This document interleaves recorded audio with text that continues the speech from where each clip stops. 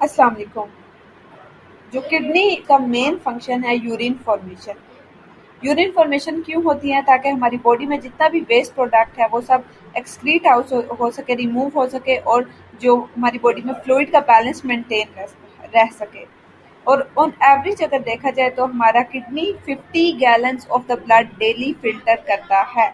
ये filtration important है हमारी बॉडी से वेस्ट को रिमूव करने के लिए।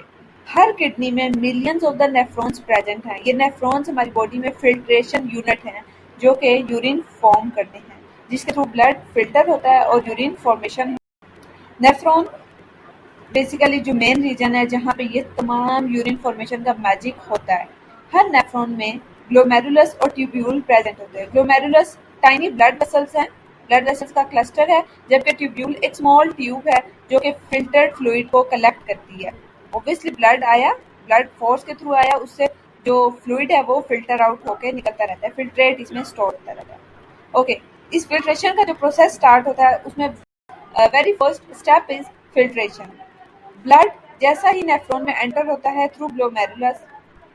ग्लोमेरुलस वो रीजन है जहाँ पर वाटर, सॉल्ट, ग्लूकोज या वेस्ट प्रोडक्ट ये सब फिल्टर आउट हो जाते हैं ब्लड में से बाउमेन कैप्सूल में। अब ये फिल्ट्रेट जिसके अंदर glucose, amino acids, waste product, salt वगैरह प्रेजेंट है, ये सब रॉ मटेरियल। सेकंड स्टेप हमारे पास आ जाता है रीएब्जॉर्प्शन। जैसे ही ये फिल्ट्रेट पास होता है नेफ्रॉन के स्ट्रक्चर्स में से, उसमें प्रोक्सिमल ट्यूब्यूल आ जाता है, उससे पास होता है, उसमें इसेंशियल न्यूट्रिएंट्स जिसमें ग्लूकोज, अमीनो एसिड और मोस्ट ऑफ द वाटर जो है वो रीअब्जॉर्ब हो जाता है ब्लड स्ट्रीम में, क्योंकि ऑब्वियसली हमने इसेंशियल न्यूट्रिएंट्स को रिमूव नहीं करना बॉडी से, उन सबको रीअब्जॉर्प्शन करवानी है। रीअब्जॉर्प्शन हमारी हो जाती है प्रोक्सिमल ट्यूब्यूल में। ये प्रोसेस बेसिकली होता क्यों है? ये प्रोसेस इंश्योर करता है जितने भी हमारे वैल्यूएबल सब्सटेंस है वो लॉस ना हो हमारी बॉडी से, वो बॉडी में ही रहे। देन आ जाता है loop of Henle and concentration.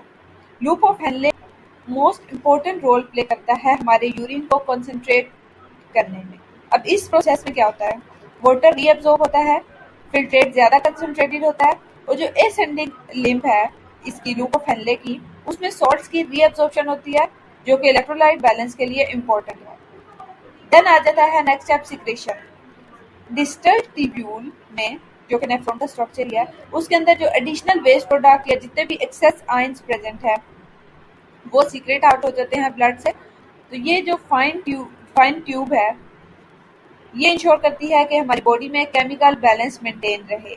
Then next step या फाइनल स्टेप आ जाता है कलेक्टिंग डक्ट, जहाँ पर जो हमारा फिल्ट्रेट है जिसको हम यूरिन कह रहे हैं वो फाइनल एडजस्टमेंट होती है। यहाँ पे वाटर की रीअब्जॉर्प्शन रेगुलेट होती है।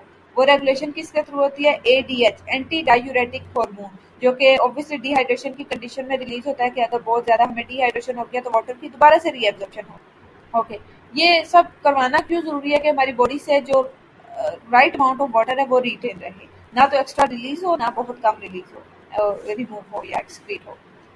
देन क्या होता है? यूरिन फ्लो करता है रीनल पेल्विस से, देन ट्रांसपोर्ट हो जाता है ब्लैडर की तरफ। किसके थ्रू जाता है? यूरेटर के थ्रू। यूरेटर जो है बेसिकली ट्यूब है, फाइन ट्यूब है जो कि ब्लैडर को किडनी के साथ कनेक्ट करती है।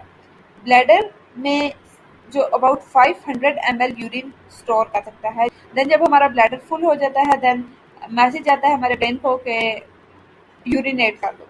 देन फॉर थ्रू यूरिनेशन इस यूरिन को हम एक्सक्रीट कर देते हैं। जो यूरिन का कलर है वो हमें बताता है कि हमारी हाइड्रेशन का लेवल क्या है। अगर तो क्लियर या लाइट येलो सा यूरिन है वो हमें वो एक इंडिकेशन है कि हम लोग प्रॉपरली हाइड्रेटेड हैं, जबकि डार्क येलो कलर जो है वो सजेस्ट करता है कि yes we are dehydrated. So this is how the urine formation occurs in our body. Thank you so much for watching this video. Don't forget to like the video and subscribe the channel. Allah Hafiz.